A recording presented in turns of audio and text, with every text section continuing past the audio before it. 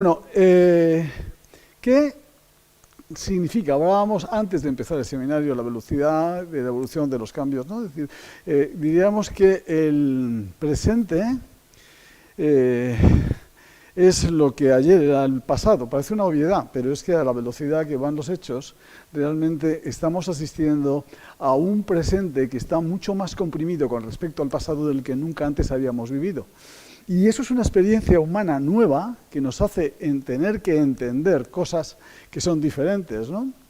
Pero claro, cuando llegamos a educación, pues siempre es algo que es como muy importante, ¿no? Hay las cosas tan importantes por las cuales no queremos limitar recursos, ¿no? Son la sanidad, la educación, ¿no?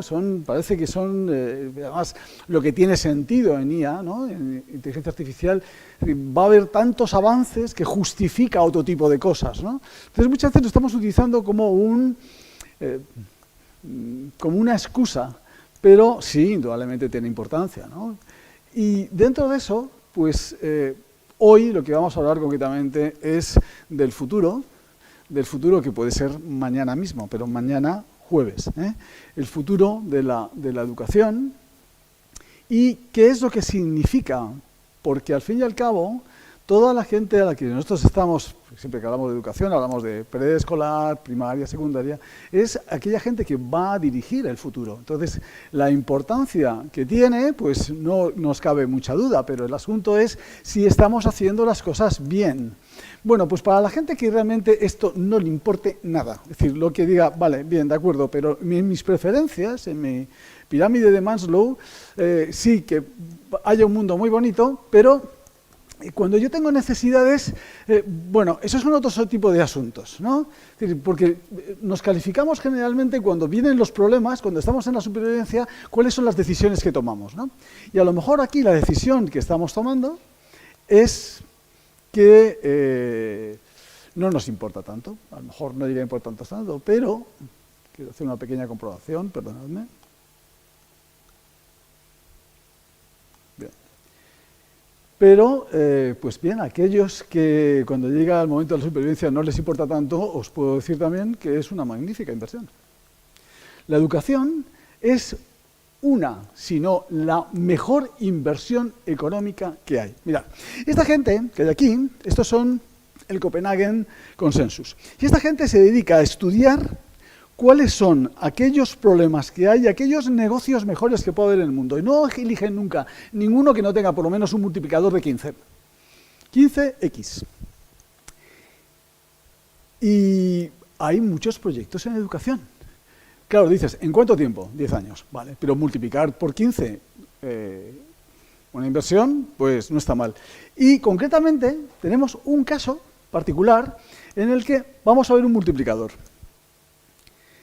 Gente estudiando en países en desarrollo, lo que hoy llamamos el sur global, 8 horas de estudio, pero son estudios generalizados, no son estudios personalizados. Cuando tú a los alumnos en un estudio particular les das una hora de formación personalizada mediante simplemente un iPad, una tableta, cualquiera que sea, una hora de sus 8 horas tiene un rendimiento 3 veces superior a todos sus compañeros.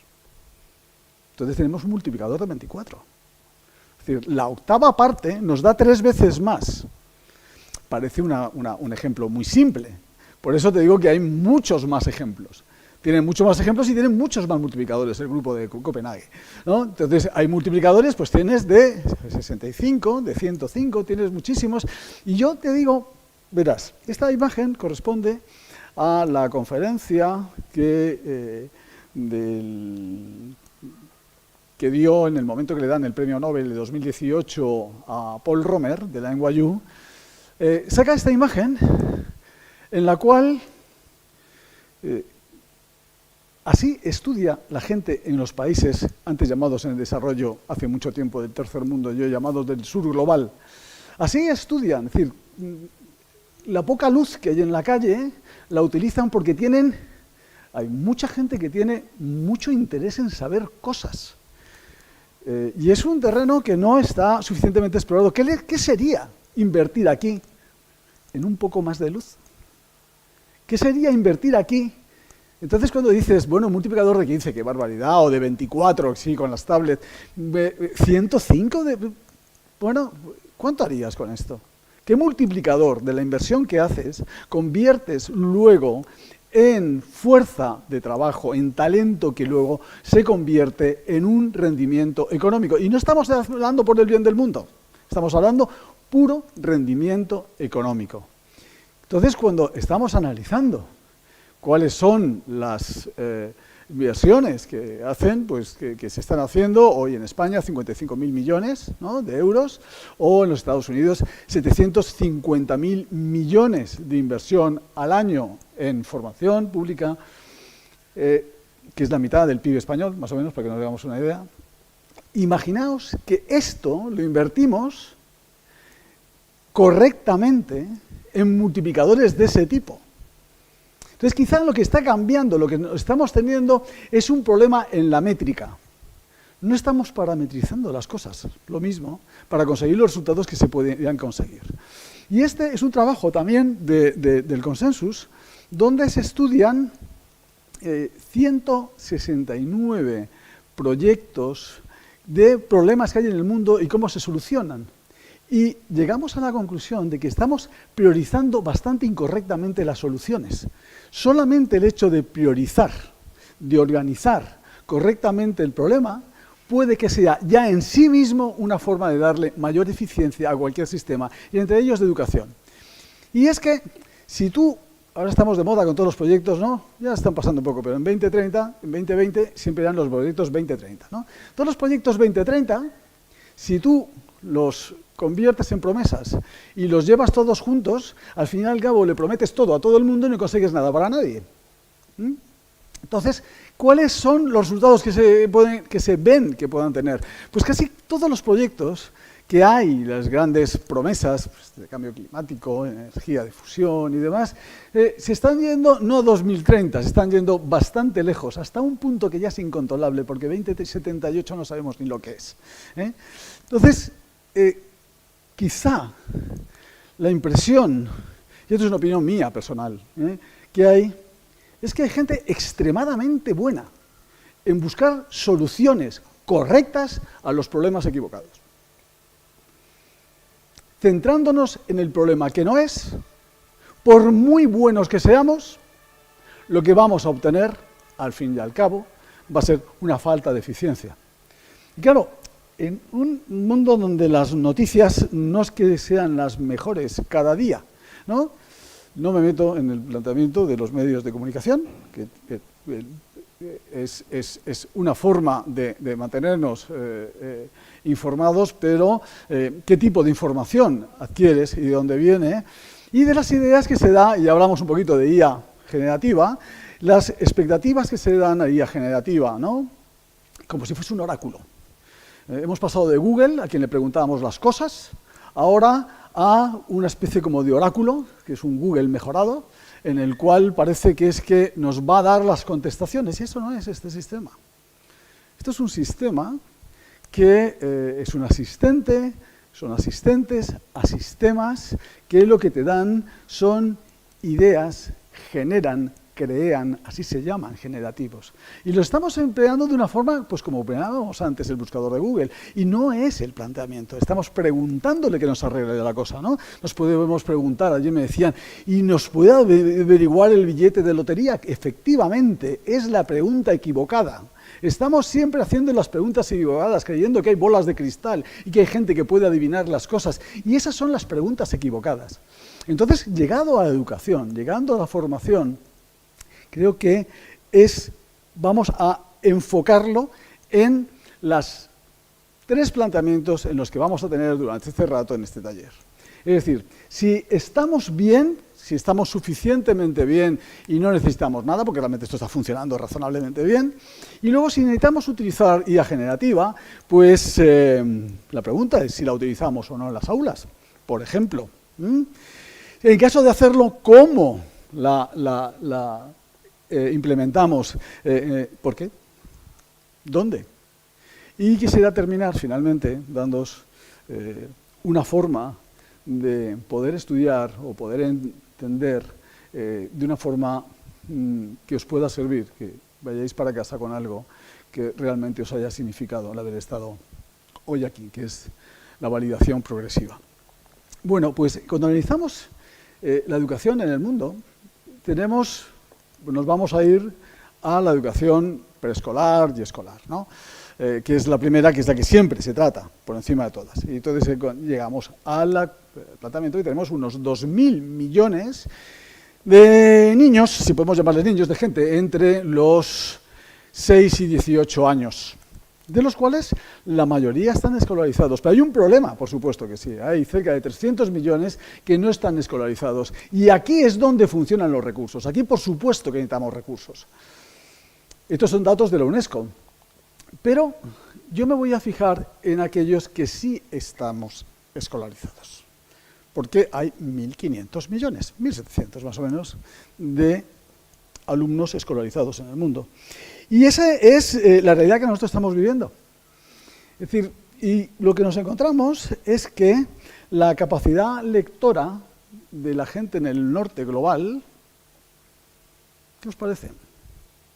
¿Estamos yendo mejor o la estamos perdiendo? Es decir, estamos usando la tecnología, que no tiene la culpa de nada. Al fin y al cabo, la culpa tenemos nosotros, como utilizamos nosotros la tecnología. ¿Estamos utilizando la tecnología de una forma que es saludable o estamos siendo víctimas, autores propios de un secuestro digital? Porque, claro, la culpa la tienen los demás siempre. La culpa no la tenemos nosotros. La culpa la tiene la tecnología, la tiene el señor Google o el señor ChatGPT. Pero podemos preguntarnos a veces si podemos hacer alguna cosita más. Porque yo no creo el problema sea la inteligencia artificial. Yo creo que el problema es la inteligencia natural, o mejor dicho, la estupidez natural. La educación equivocada es la que lleva a utilizar la tecnología de forma dañina. La tecnología en sí misma no hace nada. Ya lo decíamos en Business la vez pasada, que lo que no hace no te genera más rendimiento, no te da más eficiencia, no. Eres tú, el uso tuyo de la tecnología, la que produce, la que da productividad, la que hace que crezca tu compañía. En educación diríamos algo muy parecido. Y entonces, en la primera pregunta de ¿utilizamos esto o no?, yo te diría que empieces por jugarlo, enseñarlo desde los niveles más básicos y hacerlo con todo el cariño del mundo, porque date cuenta que a quien estás enseñando es el que te va a enseñar a ti.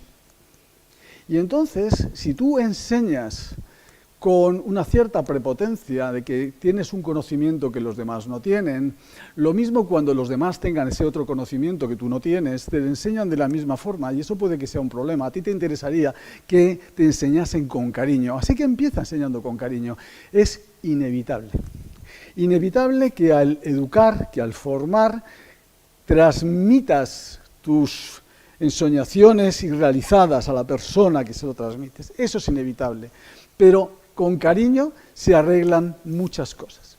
Y por algo será que en las zonas del Silicon Prairie o el Silicon Valley o la parte de arriba de Texas, resulta que los niños están aprendiendo con pocas pantallas. No te digo sin pantallas, pero con muchas menos pantallas. Porque puede que tenga también que ver que, igual que hay gente que le faltan pantallas y que los del principio necesitarían algo de ayuda, puede que a lo mejor también sea bueno mirar el mundo, mirar tu entorno.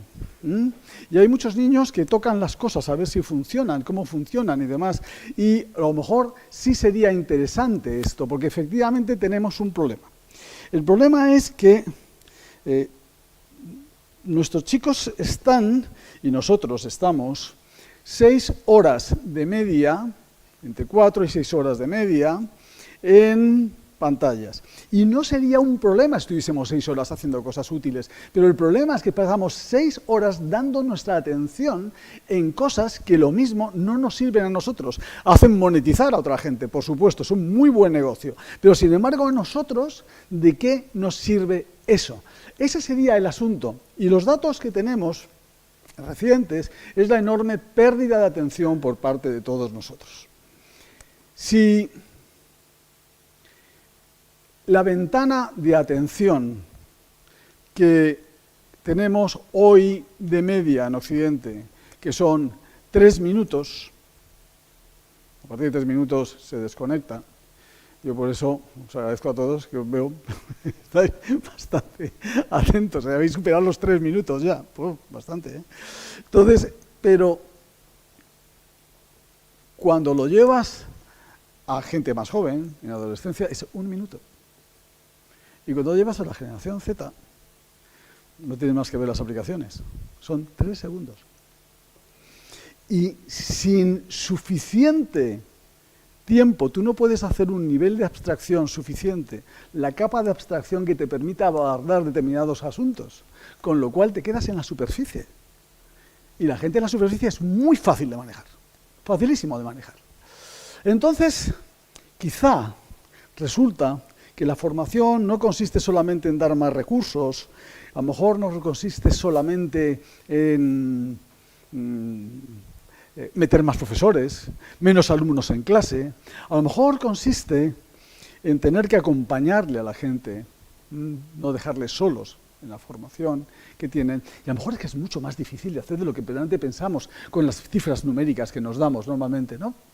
Entonces aquí viene, creo que está casi contestada, pero que sería la primera pregunta, ¿no? El qué. Hacemos, metemos a IA generativa, llámale ChatGPT, puedes llamarle Claude, puedes llamarle Gemini, puedes llamarle Bard, puedes llamarle lo que quieras. ¿Los metemos en el aula o cuidado? Cuidado con eso. Bueno, este problema no es un problema nuevo.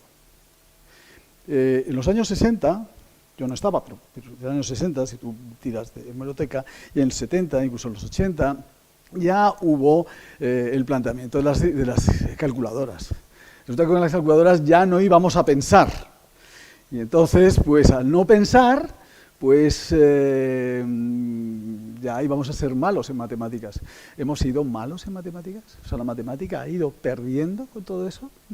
O quizá hemos llegado a un nivel de abstracción diferente en el cual hemos podido analizar problemas de un nivel de abstracción superior porque memorizando menos, a lo mejor conseguimos tener otro tipo de abordaje de problemas en matemáticas, ¿no?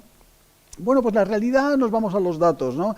Este es un estudio de 32 universidades, cursos universitarios, donde, como todos los estudios son recientes, cuando un estudio no sea absolutamente reciente os lo diré también, en el cual, pues bueno, parece que el 74% de los alumnos quieren y el 33% de los profesores son los que quieren. Está al revés, es el 33% de los profesores los que quieren. O sea, hay 74 frente a 33 que quieren. Entonces, ¿por qué? ¿Por qué esa diferencia? Bueno, puede ser a lo mejor por esto también, que es que el 89% de los alumnos lo están utilizando. Estos son datos de Estados Unidos, que es donde tenemos datos reales. Perdonad, si a lo mejor algún dato aquí pueda ser distinto, en Europa, pues bien. Pero, entonces, claro, si estamos utilizándolo en un 89% y luego llegamos allí y no lo utilizamos, pues puede que ocurra un problema, que si lo prohibimos, estamos favoreciendo a los incumplidores, porque la gente lo va a utilizar igual. Y quien te hace caso es el que va a estar perjudicado. Bueno, vamos a ver, ¿podría ser esto útil? Podría servir, por ejemplo, vamos a empezar por los profesores. Podríamos empezar los profesores a que tuviésemos que quitarnos muchas tareas que estamos haciendo permanentemente y que nos están quitando tiempo de lo que realmente necesitamos, que son nuestros alumnos. Bueno, pues podría ser, a lo mejor podríamos ser más eficientes en nuestro tiempo, ¿no? Los alumnos, ya lo ves, los alumnos querrían tener mayor planificación mejorada y entre ambos podríamos relacionarnos. Podríamos tener una relación mucho más estrecha, no te digo un grupo de WhatsApp, que son una relación enormemente más estrecha en la cual pueda haber IA generativa, nos pueda ayudar. Bueno, pues esas son las preguntas que tenemos, ¿no? Y entonces, ¿cómo hacernos la pregunta no equivocada, ¿no? Quizá la pregunta no era permitirnos o no usar GPT. en clase. Quizás la pregunta sea cómo enseñar a utilizarla, cómo puede ser, porque es que no es malo. Es que el GPT o cualquier IA generativa no son malos, son muy buenos. Si bien utilizados, son extremadamente buenos. Y en algunas cosas su objetivo no es la precisión, pero es que ya en azul, el GPT-3,5 de hace un año ya conseguía estos resultados sobre exámenes de entrada en distintos tipos de universidades. Estos son estudios americanos tal vez también, pero también te aprueban el MIR americano, diríamos, ¿no? Y sobre todo los cursos de acceso que vas teniendo en medicina en los Estados Unidos, tienes que ir aprobando por curso cada uno de ellos global, en el global además de las asignaturas como pasa aquí. Y los resultados de GPT-4 ya en el mes de abril de este año eran los que hay en verde. Con lo cual, es que no es malo, ¿eh? Es que es bastante bueno. Y estas son las plataformas, cómo estaban en abril, las caídas que tenían las plataformas online de formación, dando para exámenes, para probar de exámenes. Yo os cuento mi caso particular, que es el de Chegg. Chegg es concretamente la azul, ¿eh? Bueno, ¿qué hacía Chegg? Chegg nosotros lo utilizábamos, era lo que utilizamos hace 2 años. Esto es casi pandémico. Cuando utilizábamos Chegg, lo utilizábamos para aprobar el examen de ingreso en MBA, que es el core online de Harvard. Y la gente estaba en Chegg. O sea, todo el mundo estábamos en Chegg, metidos allí a ver qué preguntas nos podían hacer y entrenábamos con aquellas preguntas. Bueno, Chegg ha caído esto. Aparte que ha tenido otros problemas distintos, pero las plataformas de formación se encuentran ahora mismo con una serie de nuevos planteamientos en los cuales pues hay que estar activo, hay que estar rápido. Este es el mensaje que me mandan ayer, la Khan Academy, sobre las duraciones. Ya no es tan fácil tener una plataforma o un e-learning en un estado más pequeño, ya no es tan fácil tener una academia, una forma de enseñar. Y me dirás, bueno, pero es que podemos ponerle una marca de agua, podemos ponerle certificado. Primero, no nos hemos puesto todavía de acuerdo de si un certificado debe ser porque has utilizado IA, porque no puedes utilizar IA. O si has copiado con IA, que es muy distinto. O si lo has potenciado con IA. O si... Son tantas cosas. Claro, lo que parece ridículo es que la gente se crea que puede copiar y pegar y nadie va a poder detectar eso. Eso sí que es un estado primario de abstracción, ¿no? O sea, pensar que tú puedes estar copiando y pegando y eso es libre. No, esa marca de agua sí es relativamente sencilla. Esas marcas de agua sí las tendremos, sí podremos verlas, ¿no? Y cuando nos pongamos de acuerdo. Pero siempre va a ir la tecnología por delante de la marca de agua que pongamos. Con lo cual, tranquilidad ante eso, porque no va a haber una solución que nos dé completamente las soluciones. Entonces, es que también estamos viendo que los chatbots de IA es que son buenos, es que producen mejores resultados que los humanos.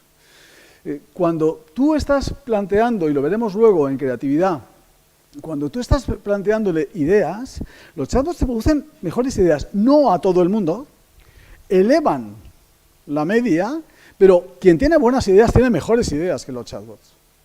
Estamos en un 90% más o menos, pero cuando ves la factibilidad de la idea, si esa idea es posible llevarla a la realidad, estamos en un 99% que nos van ganando. Claro, es que nos reíamos, ¿os acordáis cuando nos reíamos de la Wikipedia? Y decías, no hombre, no, yo tengo la enciclopedia británica. ¿Qué es de mi enciclopedia británica? ¿Dónde está ahora mismo? Y claro, nos reíamos del traductor de Google, ¿sabes? Qué risa, ¿no? Y nos reíamos de eso, ¿no? De que decimos, bueno, es que como yo le hago unas preguntas y todo este sistema mira cómo me contesta. Bueno, es que a lo mejor el punto más débil es tu pregunta, precisamente. Son muy buenos, son rematadamente buenos. Estamos buscando esta información de esta semana, estamos buscando materiales y Google DeepMind nos consigue con su nueva, una nueva herramienta en la que conseguimos 4 2,2 millones de nuevos materiales de investigación química, de los cuales 412.000 son estables. Podemos pensar e intentar hacerlo nosotros, pero son buenos, es que nos ayudan, ¿no? Siempre vamos a seguir con la historia. Ya, pero es que no se explican. Tienen que ser explicables. Y hay que explicarlo. Y deberían ser explicables en la medida que podemos. ¿Y según para qué? En eso bien por la comunidad, por la ley de inteligencia artificial europea, que significa distintos niveles de riesgo. Bien, bien. No es lo mismo para que te aconseje una película que para tratar a un paciente, ¿no? Pero hablamos de la explicabilidad como una condición básica para hacer cualquier momento en IA. Y vosotros sabéis que hasta que se explicaron la electromagnética, es decir, cómo funcionaba la electricidad, 1865, James Clerk Maxwell, durante 100 años antes se estuvo utilizando la electricidad sin saberla explicar. O sea, los humanos utilizaban pilas eléctricas. Aquí tenéis a Volta, la pila eléctrica. Volta se murió mucho antes de mucho antes que James Clerk Maxwell. Quizá yo creo que Volta debe ser del año 30 o por ahí. El motor eléctrico. Casi todas las invenciones que llevaron a la segunda revolución industrial, la de la electricidad, se hicieron sin una explicabilidad, hasta que a partir del año 65 las ecuaciones de la electromagnética nos dieron conocimiento de algo que, si no lo hubiésemos aplicado, estaríamos posiblemente 100 años por detrás de donde estamos ahora mismo, ¿no? Y nos van a sustituir, ¿no? O sea, nos maravillamos con el guepardo, por cómo corre más, pero a quien nos emociona es el corredor. Nos emociona lo humano es más importante para nosotros, nos engancha muchísimo más lo humano. Por lo tanto, no quitemos al humano desde salida, nos lo carguemos ya directamente. El humano dentro del lazo, dentro de la situación. Bueno, pues ¿cómo enseñamos, ¿no? la IA generativa? Y podemos irnos a los modelos que tenemos, ¿no? El modelo finlandés está considerado ahora mismo quizá el modelo, uno de los primeros, el K12, de los principales, ¿no? Pensamiento creativo. ¿Podríamos ir por esta línea? ¿Qué os parece? Pensamiento creativo, investigación abierta, autogestión propia del aprendizaje, una autoevaluación responsable del propio alumno. Oye, pero las cifras que tiene Finlandia no son malas, en educación. A mí particularmente el sistema Waldorf de Waldorf Academy y cómo se utiliza en países asiáticos, donde se combina el conocimiento, la forma de entender las cosas en Asia en comparación con la información y la forma de investigación que llevamos en Occidente hace tantos años, pues es algo que a mí particularmente me resulta atractivo. Pero yo te daría algún consejo práctico y directo, que a lo mejor te puede servir, ¿no? Yo creo que eso nos puede servir para que tú entiendas y yo entienda también cuando te propongo algo, qué es lo que te pido. Porque a veces que te pido muchas cosas juntas y no se entiende, fallo del que enseña. Puede ser que si yo sé lo que te pido y tú entiendes lo que yo te pido, tú puedas decidir si te estoy mandando un trabajo para ver la forma que tú tienes de conocerlo o ver la forma que tienes de redactarlo. Si te pido ambas cosas, a lo mejor te hago un lío. Quizá lo importante podría ser qué es lo que no te pido. Si yo no te pido la redacción, da igual como sea, tienes que ir al conocimiento. Y si yo no te pido el conocimiento, lo que quiero es ver cómo redactas, automatiza la parte que yo no te pido. Por lo tanto, ¿podría ser más eficiente? Indudablemente sí. ¿Podrías obligarme a mí a enseñarte mejor? Indudablemente sí. Yo tendría que ser más concreto en lo que pido. Yo tendría que saber mejor lo que pido. ¿Lo sé siempre? Posiblemente no. Sencillamente me muevo por una rutina de lo que ha pasado los años anteriores y mis clases anteriores. Y sin embargo, tú puedes entender eso y entonces es cuando haces un trabajo que, automatizada la parte que yo no te pido, sea mejor. Espero no haberos metido mucho en el lío ese. A mí me encanta, por ejemplo, Ethan Mollick. Ya lo saqué la vez anterior en un concepto de cómo utilizas la tecnología. Es un profesor de Harvard. Y el planteamiento es, bueno, pues invertir el proceso. A ver qué os parece esto. No se prohíbe, no puedes prohibirlo, pero claro, porque lo vas a utilizar. Yo te lo puedo prohibir que no lo uses en clase. ¿No? ¿Hasta dónde llego ahí? Yo debería enseñarte a usarlo en clase. Pero imagínate que yo lo prohíbo en casa y tú vas a hacerlo en casa. Pues prepáratelo en casa. Pero yo no te puedo exigir el contenido de eso en clase porque, bueno, tú me lo vas a dar copiado. A lo mejor el asunto sería debatirlo, exponerlo, demostrar que lo sabes delante de los compañeros. Estamos invirtiendo el proceso. Y a lo mejor eso puede servirte para algo, no lo sé. También distintos escenarios. Cuando tú haces un escenario de ahorro de carbono para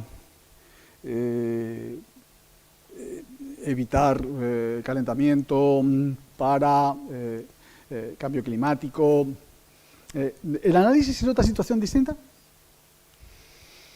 Es decir, jugar con distintos escenarios en ese tipo de debates podría ser. Mira, tienes un compañero más fiel que has tenido nunca.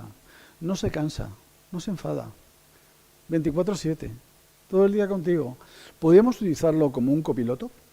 ¿Podría ser ese copiloto que te ayuda en lo que tú necesitas, en lo que te sirve para cada movimiento?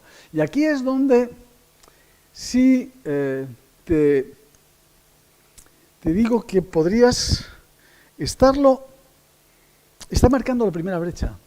Hay una brecha digital, efectivamente. Aquí quizás donde estuviese la segunda brecha, que vosotros me diréis si es más importante o menos importante que la primera. Pero la brecha está en utilizarlo como un copiloto a tu favor, de una forma complementaria, o aceptar lo que te diga sin más y presentarlo, ya sea el profesor, ya sea tu conocimiento, sea quien quieras, en una presentación tú lo presentas. Es decir, la diferencia entre ser maestro de IA y ser esclavo de la IA. Esa es, en el fondo, lo que ocurre. Ese es el gran dilema tuyo personal. Te ocurre en el día a día. ¿Qué pasa? ¿Son malos los navegadores? Son estupendos los navegadores. Pero si tú te guías por el navegador y solamente por el navegador conoces tu ciudad, podrías combinarlo. Te puede servir. Te puede servir para redactar, te puede servir para tantas cosas, pero depende de ti, no es la tecnología, es el uso que tú das a la tecnología lo que hace que realmente seas un maestro en tecnología o seas un esclavo de esa tecnología. Y te tienes que plantear para todo. Aquí tienes a Aitana López, es una de las influencers más importantes que hay en España. Por supuesto es una IA, con una producción, varios centenares de miles de seguidores, pero con una producción equivalente en términos parametrizables económicos de 11.000 euros al mes, que no está mal para empezar, si está recién hecha. Entonces tendrás que plantearte cosas, y a lo mejor una forma de planteártelas es, no quiero quedarme en la palabra que es la tautología, pero que tú seas el propio tutor de conocimiento. Tienes que tener tutores, por supuesto que sí, los tutores son los que nos han traído hasta aquí, los grandes, ¿no? Cuando decías Newton, me sostengo en hombros de gigantes. El tutor es fundamental, pero puede que a partir de un determinado momento el autoaprendizaje y ser tú tu propio tutor, poder hacer tú tu propio tutor, ir tú mismo hablándote contigo mismo, sin volverte loco, llegar a poder buscar tus propios programas, tu propia forma de enseñar. Y ocurrirá una cosa muy curiosa. que habrá cosas que no te esperabas, temas y áreas que no te esperabas y que de pronto vienen a ti. Y entonces cuando decías, pues es que yo soy de STEM, yo hago matemática, yo hago ingeniería, yo hago código, y sí, y te das cuenta que la creatividad viene, hay muchas más cosas. Yo me estoy sorprendiendo ahora mismo de los nuevos alumnos, por ejemplo, que en Stanford o en Harvard, que están haciendo, ¿qué cosas estudian? Estudian STEM, estudian ingeniería, sí, pero estudian sociología también, estudian psicología. Es decir, de pronto te das cuenta que hay cosas que eran muy importantes y que a lo mejor, pues claro, originalmente no las planteabas para tu carrera, ¿no? Y aquí es donde viene, efectivamente, de dónde procede la creatividad. Y luego la explicaremos bien, un poquito más neurológicamente, pero posiblemente nos explique por qué las cifras que no entendíamos. O sea, por qué todos los fundadores de las grandes compañías de Silicon Valley dejaron los estudios. O sea, ¡boom! ¿Qué pasa? ¿Que Harvard era malo para Gates? ¿Que Stanford era malo para Jobs? Y entonces vamos a entender algunas cosas que a lo mejor desde los parámetros anteriores no llegamos a entender, porque la neurología hoy nos está ayudando a entender estas cosas y sobre todo la IA nos está enseñando la neurología para hacerlo. Pero con eso será con lo que quiero que luego terminaremos. Estábamos hablando de creatividad. Por lo tanto, vamos a seguir con creatividad, lo que decíamos, 91% de aumento de creatividad y 99% cuando tenemos que ver que esa creatividad sea factible. Bueno, pues estas son cifras. Estas son cifras de antes del verano. Quizás estas sean las menos actualizadas o las más desactualizadas ahora mismo. Bueno, los creadores en general, creadores de contenido, creadores, diseñadores, 65%. Me parece poco, ¿eh? A mí hoy me parece poco esto, por eso te digo que va en crecimiento. Pues la utilizan para su contenido. Y de ese 65% resulta que el 75% reconoce que crean más. Si quizá la idea de la musa era una idea muy interesante y muy bonita, pero que no tiene nada que ver con esta neurología. Y cuando preguntas que, bueno, ¿en qué mejora? Creo que son cifras desactualizadas, porque mejora en más de la mitad, pues en el contenido, en la calidad del contenido, o en la creatividad del contenido, o sobre todo me salva el tiempo. Yo creo que salvar el tiempo ya se ha ido al 90%, que todo el mundo acepta que se ha salvado el tiempo, ¿no? Y cuando dices, bueno, ¿y por qué no, a los que no la usan, y por qué no la usas? Pues que no estoy familiarizado. Por eso te digo, mánchate las manos, métete en ello, porque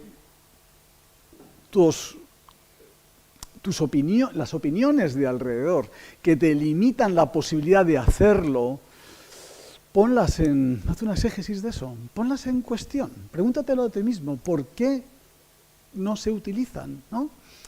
Pues bueno, también por las consideraciones legales. Por supuesto que tenemos que hacerlo. Y Europa y Estados Unidos, cuidado, que estamos hablando de cosas muy distintas en las áreas geopolíticas del mundo en el que nos encontramos, ¿no? Y hablaremos de ética, y hablaremos de por qué no es suficientemente buena todavía. Oye, hay gente que tiene informaciones que no las puede sacar de algún otro sitio, que yo no las conozco, ¿no? Bueno, el asunto es que da mejores resultados económicamente también, para los que no crean en la bondad del mundo, pero da buenos resultados. Y llegando a la creatividad, vamos a intentar entender cuáles son en los tres tipos de creatividad, que podemos, una clasificación como otra cualquiera.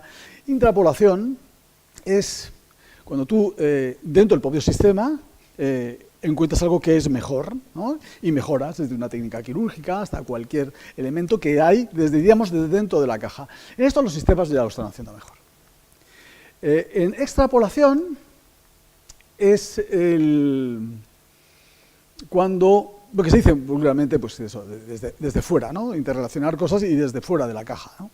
Desde fuera de la caja resulta que, creo que os conté aquí hace poco tiempo, el movimiento 37 de AlphaGo, eso es 2016, ya desde 2016 hay movimientos no inteligibles por humanos que resulta que dan resultados sorprendentemente mejores. Estamos viendo la realidad en cosas que nosotros no se nos habían ocurrido. En ese planteamiento, pues hombre, ya 2016, llevan años haciéndolo, ¿eh? Quizá donde no han llegado todavía es a la invención. Es decir, a inventar algo nuevo. Un magnífico entrenador que ha inventado una técnica nueva, una táctica nueva y domina a todos los equipos y gana varios campeonatos, viene de segunda división y gana los campeonatos europeos, el mundial, lo que sea. No, ese está interpolando, no ha inventado el fútbol. Cambiamos en el periodismo, pero no inventamos otra cosa distinta. Ese tipo de invención, los sistemas no han llegado todavía. Y ahí queda la pregunta. ¿Llegarán? No sé, ¿qué creéis? Por ejemplo, cuando estamos hablando de... ¿Os conocéis lo del el dilema o el test del vendedor, que tiene que pasar por un montón de ciudades, pero tiene que llegar a... No puede pasar. Tiene que ir en el menor tiempo posible y no puede pasar por dos veces, ¿no? O sea, lo que te parecería aquí muy normal, que dices, bueno, vengo por aquí, paso por aquí. No. Resulta que es mucho más eficiente ese otro planteamiento. Entonces, nuestra intuición nos lleva a determinados tipos de planteamientos en los cuales la capacidad inmediata que tenemos de ir abordando los problemas resulta que no es a lo mejor exactamente la más eficiente. A lo mejor nos podemos ayudar de esto. Esto está hecho por una IA.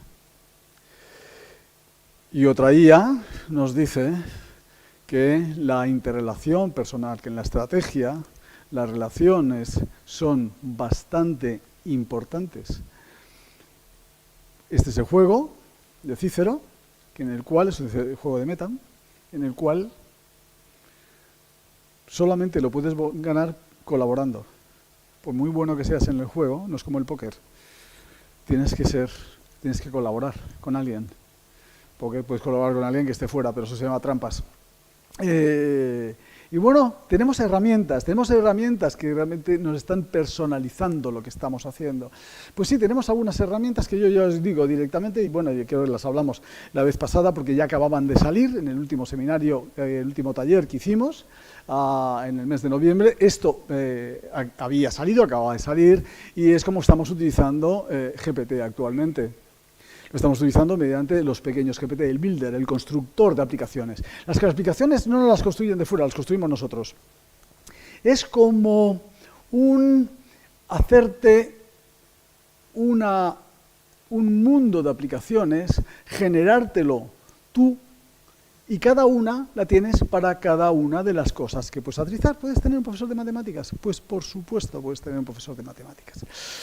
Un profesor de matemáticas, además, que siempre estará contigo y te puede ayudar en cosas. Y eso que hay programas que a mí me parecen muy buenos, ¿eh? Yo os digo que para aprender matemáticas, pasándotelo bien, ahí lo tienes. Hay aplicaciones muy buenas. Pero, ¿podrías construírtelo tú? Sí, y un analizador de proyectos, por ejemplo.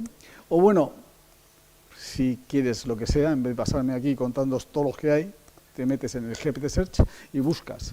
Y verás que GPT Search encontrarás la aplicación de qué quieres, de lo que sea, bien encontrarás una aplicación. Las aplicaciones te las construyes tú, con lo cual puedes modificarlas. Las aplicaciones las puedes adquirir si son compartibles, te las pueden compartir, y ahí ya no puedes modificarla porque no es tuya. Y ahí se hablaba de un mercado, de un supuesto mercado, que ahora hablaremos, pero puedes incluirle las capacidades correspondientes que pueda tener, las acciones que pueda hacer, los archivos que pueda hacer. Esto es GPT, nada más, es sencillamente GPT. Y puedes darle la potencia de conectarlo a un software que conecta softwares con otro tipo de aplicaciones en las cuales pueda ir muchísimo más fuerte.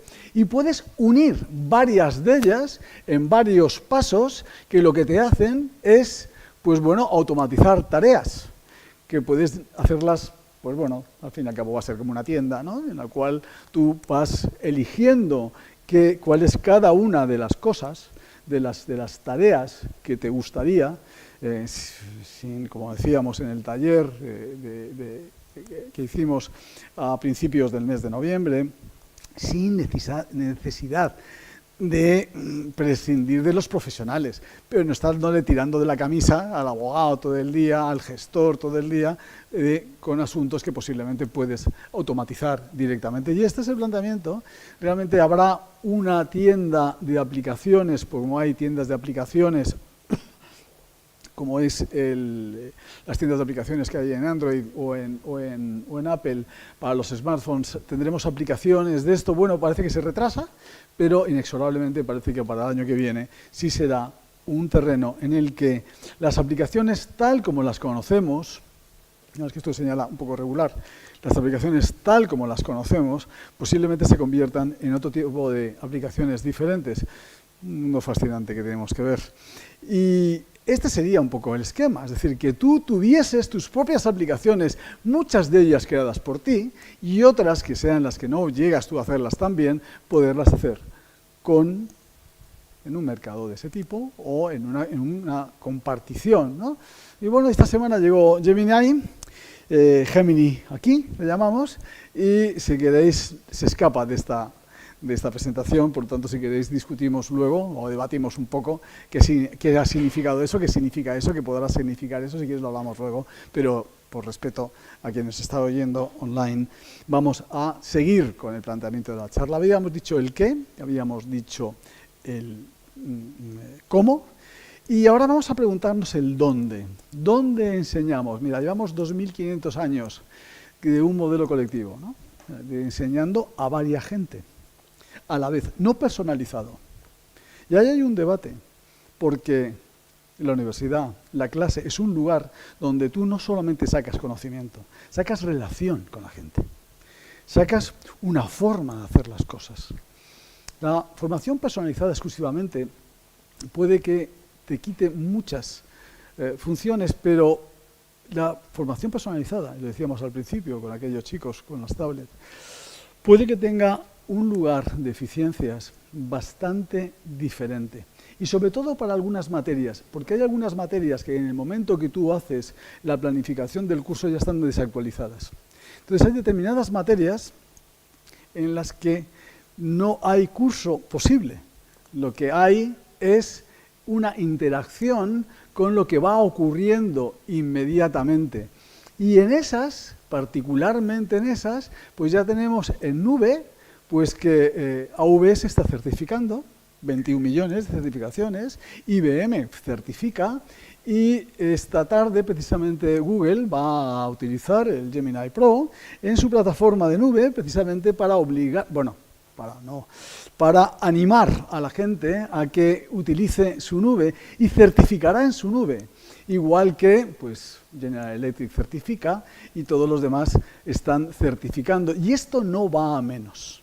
Porque hace 2 años teníamos 500.000 de este tipo de las cosas que hacen esto, que son al fin y al cabo, son tarjetas, chips, tarjetas microprocesadores, que son las A100 y las H100 en este momento, de NVIDIA, por ejemplo, y las que está haciendo las de ARM, que pues bueno, este año se han creado, se han comercializado, se han puesto en funcionamiento 1 millón por parte de NVIDIA. Por eso ya ves las cifras de NVIDIA de este año que no son malas, ¿no?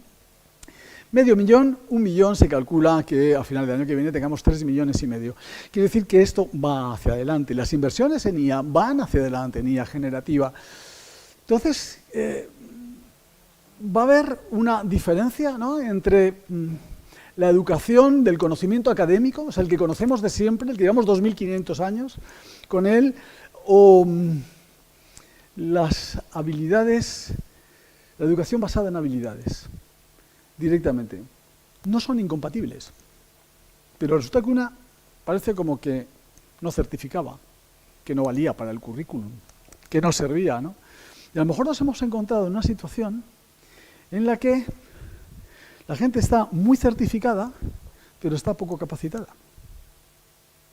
Y tenemos muchos puestos de trabajo que no los podemos cubrir porque tenemos una gente que está brutalmente certificada, pero que no puede hacer ese trabajo.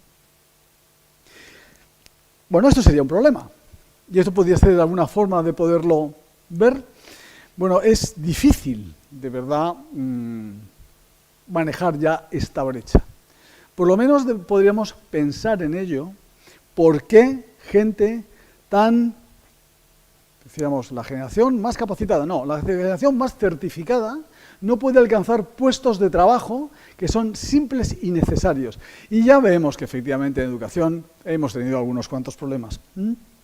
Somos conscientes de que en educación hemos tenido unos cuantos problemas. Y efectivamente, esto es lo que está ocurriendo. Está habiendo una formación específica sobre habilidades que están dando las compañías. Las grandes compañías están haciendo eso, y cuando GM o General Motors no consigue lo que los trabajadores que quiere, pues los forma y los certifica sin tener que pasar necesariamente por academia, ¿no? Academia versus las corporativo. ¿Tendrá solución esto? Bueno, esto es lo que nos hace a nosotros pensar. Sí, de verdad. Estos son los ¿cómo te diría? Estos son aquellas cosas que nos hacen pensar si no somos excesivamente soberbios en lo que creemos que sabemos, ¿no?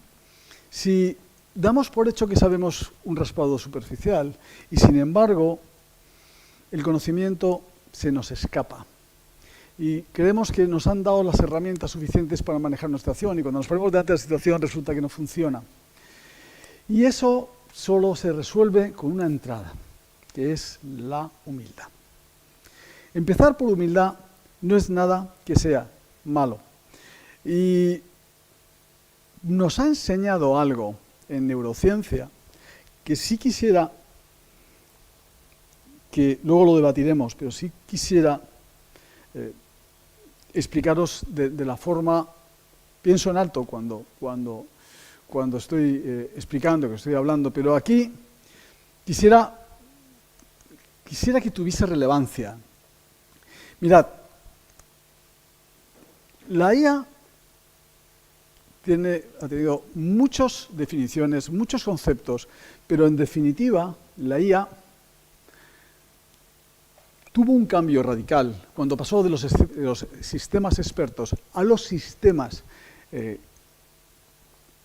impulsados o inspirados en la neurología.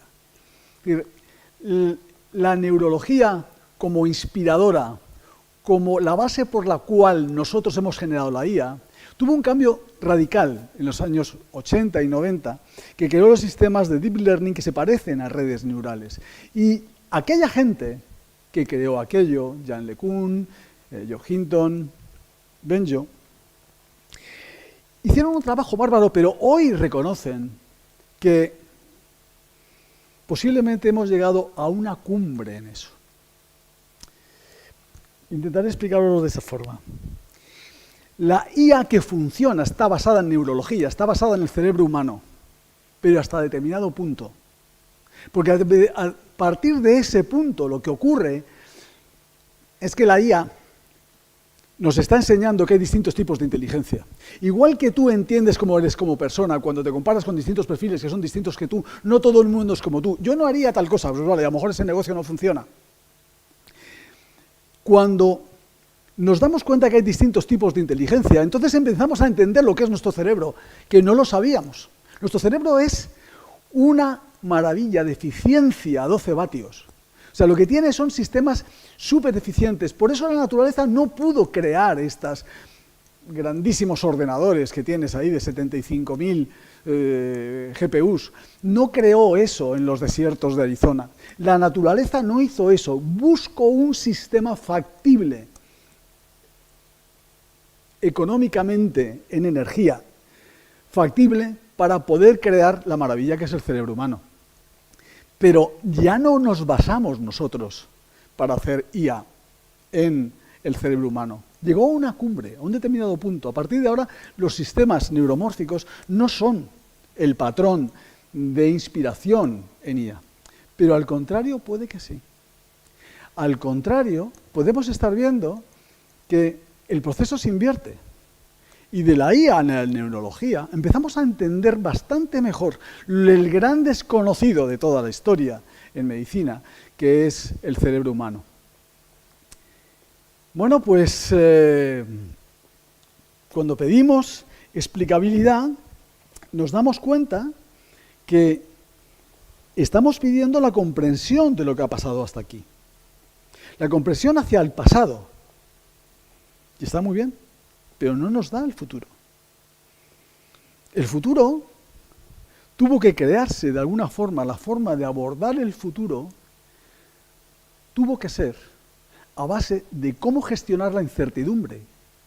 Y la incertidumbre obligó a un sistema que se llamaba inteligencia. Y ese sistema de inteligencia, nosotros, hoy estamos aprendiendo que las ideas que nosotros teníamos, lo que llamamos inteligencia, son cosas bastante diferentes. En algunas se parecen mucho. Y todo el conocimiento humano nos vale mucho, pero estamos aprendiendo mucho más. ¿Por qué nos tuvimos que encefalizar tantísimo? Si la inteligencia realmente es aquello que es una virtud, o es una ventaja evolutiva, ¿por qué hay tan pocos seres que tengan una inteligencia al nivel que tiene el humano? Y sin embargo tienen muchas más especies. ¿Es realmente la forma de abordar la inteligencia esa? Y en un mundo donde tenemos ahora mismo más información de la que hemos tenido nunca, a lo mejor lo que pasa es que funcionar con esta información limitada, dentro de una inundación de información que tenemos, pues, y estas son las 10 cualidades o habilidades que el World Economic Forum plantea para este año 23, llevan todos los años haciéndolo y van cambiando algunas de ellas, pero quizá la primera sería la metacognición. Podría ser. Y en este planteamiento de metacognición, o de, bueno, cómo puedes abordar tú personalmente las cosas, creo que lo hablamos ya en los talleres el mes pasado, pero quiero, desde esta nueva perspectiva, que ya es una perspectiva más neurológica o de neurociencia, quiero abordar lo que entonces os nombré, que era divulgación progresiva. Os contaba mi caso particular en muchas materias que estudiando he tenido que aprenderlas a base de leer cosas que realmente no entendía y a base de ir interrelacionando vas conociendo. Bueno, pues te imaginas poder conocer las cosas desde el primer momento, saber dónde estás orientado. Es decir, te coges, por difícil que te parezca el documento, por difícil que te parezca la materia, tú lo que pides es divulgación progresiva. Esto es un artículo en particular. Resúmelo divulgativamente, explícamelo en 100 palabras. Bueno, por lo menos ya sé de qué estoy hablando, pero me quedo corto porque necesito más. Pues explícamelo en 500 palabras. Bueno, pues explícamelo por partes, explícamelo por capítulos. Úsalo, inténtalo, hazlo, porque verás que la velocidad que tienes de aprender, bueno, ya me lo contarás, ya lo verás. Y luego también explícalo, porque este es Richard Feynman, la forma de explicar las cosas que tienes de explicar, las cosas a tu gente en casa directamente, a tus alumnos, los alumnos en clase a otros alumnos, a los compañeros, hacen que de verdad entiendas si sabes de qué estás hablando o no sabes de qué estás hablando. Creo que ese es el planteamiento. Por lo tanto, cuando hoy tenemos mucho más conocimiento y tenemos muchísimas más formas de aprender que hemos tenido jamás en la historia, eso sí es una realidad, pues tengo que daros la enhorabuena a todos aquellos que sois inquietos, porque la inquietud hoy es una gran virtud. El buscar detrás de cada cosa, sin obsesionarse. El ser bueno, la palabra en inglés lifelong learning sería el estudiante. Hay un refrán contrario en español con respecto a esto. Pues ser el aprendiz permanente, que estás detrás de ello, hoy es una buena noticia. Es una buena virtud para un mundo en el cual, pues, vas teniendo. Hoy tienes, ¿sabes?, la peor IA de la historia de tu vida. Mañana, la IA que vas a tener es superior a la de hoy. Es una perspectiva que te puede resultar incómoda, Si te sientes cómoda en ella, enhorabuena, te doy la enhorabuena. En fin, es un mundo difícil de caminar, en el cual tenemos que ayudar a aquella gente que nos ayuda, que nos necesita nuestra ayuda ahora, pero que próximamente, no dentro de mucho, nos va a enseñar. Por lo tanto, nada más que agradeceros vuestra presencia aquí y daros muchas gracias por estar. Muchas gracias.